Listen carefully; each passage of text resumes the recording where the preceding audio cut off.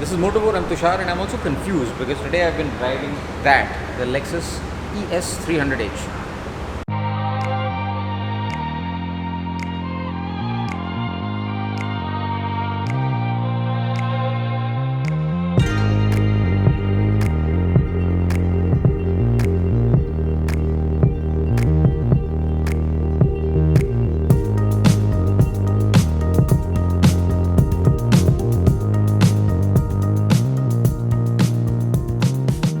Now I'll get to the confusing bits in a bit, but let me tell you what the Lexus ES300h is in the first place. Well, it's a mid-size luxury sedan in the Lexus stable, so it goes up against the E-Class, the 5 Series and the Audi A6.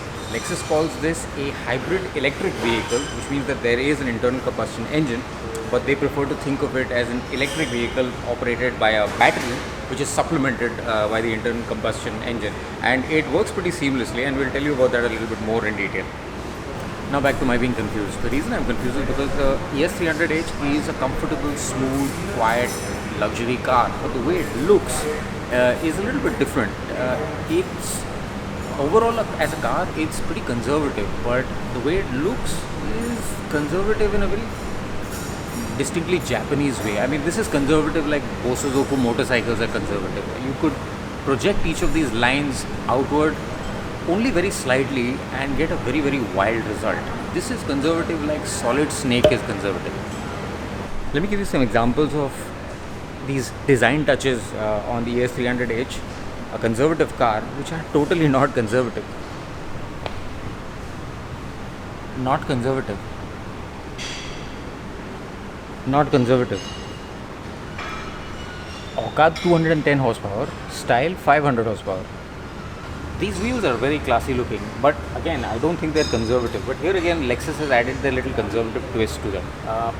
In this rim, there's actually a hollow channel. These are not entirely traditional alloy wheels. There's actually a hollow channel inside this rim, which acts like a resonating chamber. So basically, the rubber meeting the tarmac or the concrete, it creates a certain amount of tire noise. What that channel does is actually resonate and somehow cancel out that tire noise, so you get less intrusive noise and vibration in the cabin.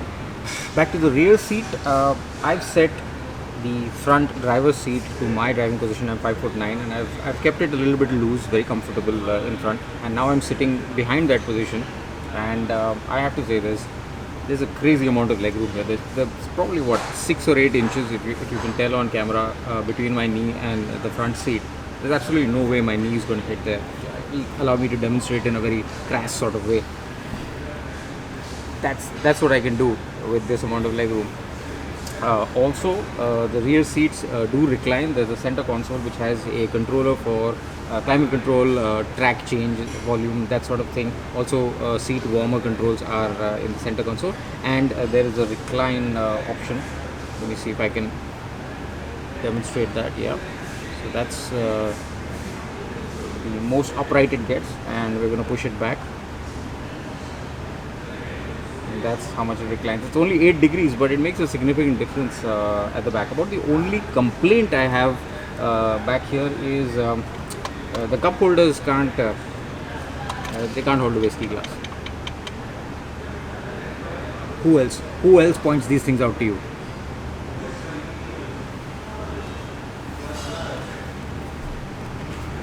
Alright, from the driver's seat, and now this is a place where I'm actually quite thankful that Lexus has kept it fairly conservative, because this is a 2019 model car and a luxury car at that, and you would expect to have a whole bunch of gizmos and doodads and 6 different ways of controlling everything in the dash. Thankfully, that's not the case. Lexus has remained conservative in this scenario. Everything is actually a tactile button, almost in a slightly retro way. But again, this is a 2019 Lexus, so they've sort of toned it down a little bit. If you look at previous model Lexuses, Lexi, I don't know how you say plural of Lexus.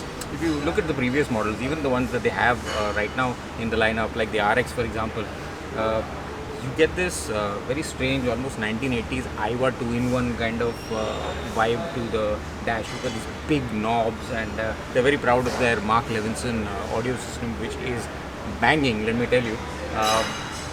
But everything is, kind of brushed aluminium sort of stuff. But they've toned it down in the 2019 ES300. The buttons are smaller, they're still tactile. Things are sort of separated and feel traditional in a way that I think a car actually should. It's not subtle, it's not super clean and minimal like a lot of the cars today are.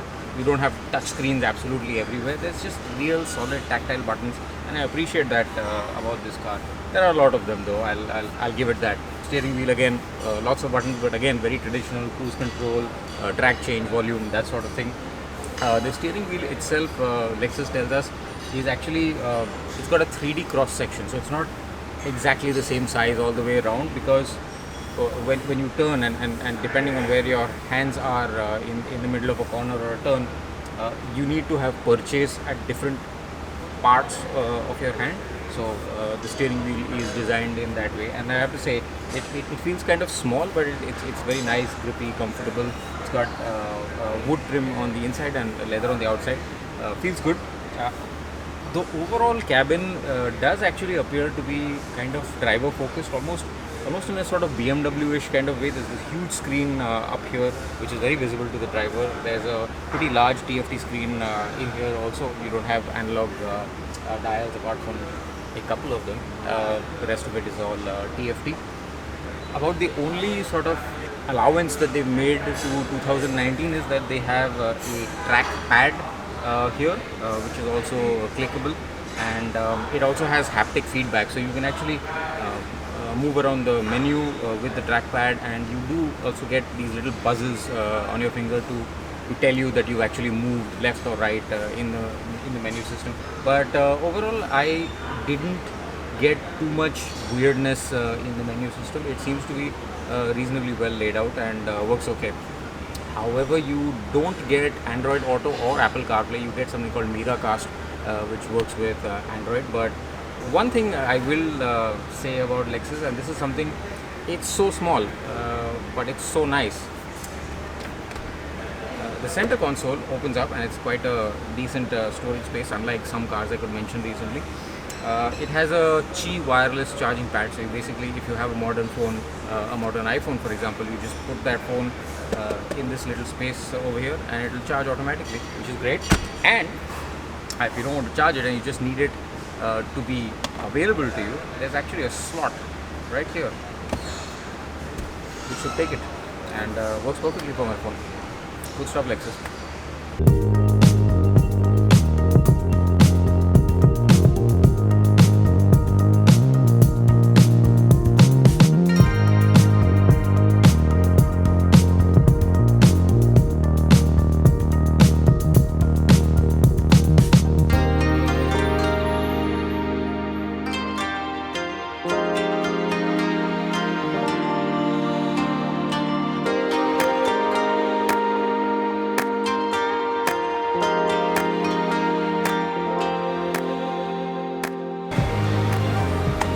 Alright, so on to the driving impressions, and here's where it gets again a little bit confusing, because despite the fact that the ES300 looks the way it does, it's not really very aggressive, or for that matter a driver's car. Really the best seat in the house is back there, where the Saab is going to sit, and he's going to be extremely happy there, that's for sure. On the rare occasion that Lexus tells me the Saab will want to be sitting in this seat, maybe once or twice a month when he's going out to show off by himself or herself, it's going to be an adequate sort of experience. It has a 2.5 liter inline 4 motor, and that makes about 176 horsepower, and then you've got the rest of it supplied by the electric part of the powertrain. So the combined figure that they're claiming is 215 horsepower. And it's okay. We didn't really have a great deal of variety in the drive today, which is mostly expressway. So we were able to really put our foot down. I think this is limited to about 189 or 190 kilometers per hour in India. Don't ask me how I know that. It's a CVT transmission, which Lexus tells us is 6-speed. Unfortunately, it feels like a CVT transmission, which is to say it's very linear, but it's got that rubber bandy kind of effect, and more irritatingly for me, is the sound. Unfortunately, CVT transmissions, pretty much everywhere I've used them, sort of spoil the whole experience of the car because of that kinetic Honda sort of way that they behave. And it's particularly unfortunate in this car because it's so quiet inside. This car has active noise cancellation. It's got 93% coverage at the underbody so that you don't get road noise into the cabin. It's got crazy amounts of insulation, very high quality materials. So everything is really quiet. I think over the period of this test week, lots of people have just fallen asleep at the back seat just because it's so tranquil and comfortable to be in here. Unfortunately, when you put your foot down and the CVT transmission decides that you need to go fast, it just goes wah, and it stays like that. And it's very linear, and it just takes on speed in an absolutely perfectly linear way. Lift off the gas and you get into cruise mode, and chances are that if your battery is charged enough, you're going to switch completely into electric mode and it'll be dead silent, or the engine itself is going to come down to lower revs, the transmission is going to be a little bit happier, and your going will be much more comfortable. And for the most part, if you put it in, say, cruise control, for example, it does have cruise control, put it at 90 or 100 or whatever, and really you can't hear much. So it's a very comfortable, quiet, sedate, sober driving experience. Ride quality is excellent. I can't say, again, not too much variety today in our drive, but I can't say I had any cause for complaint as far as ride quality is concerned. It's on the soft side, obviously, because it's meant to give you that kind of plush, coddled vibe. And there's a little bit of body roll when you do quick lane changes, but nothing to be worried about. It does, strangely, the car has a fair bit of ground clearance, but when you look at it visually from the outside, particularly if you take a wide angle shot with the camera, it looks really slammed and aggressive. Again, confusing but nice, conservative but not. I don't know. Point is that this is a luxury car where you're best seated at the back. As a driver, it's not going to reward you too much. I think this would have been better served by a torque converter, but I don't know the technicalities of how that works with hybrid systems and things like that. As a driver, I'd say meh. As a passenger, 2 thumbs up. Also, there's absolutely no getting around this. The build quality and the interior is kick-ass. All these materials, all the leather, the choice of colors, everything is absolutely top-notch. There's no faulting this interior. Also, adjustable by the Saab sitting at the back or the driver. So that is the Lexus ES300h. Looks like it goes like it will make anybody in the back seat want to go to sleep. Lots of equipment, lots of space, 59.13 lakh rupees ex-showroom all over India. Would you buy it instead of an A6, a 5 Series or a Mercedes E-Class?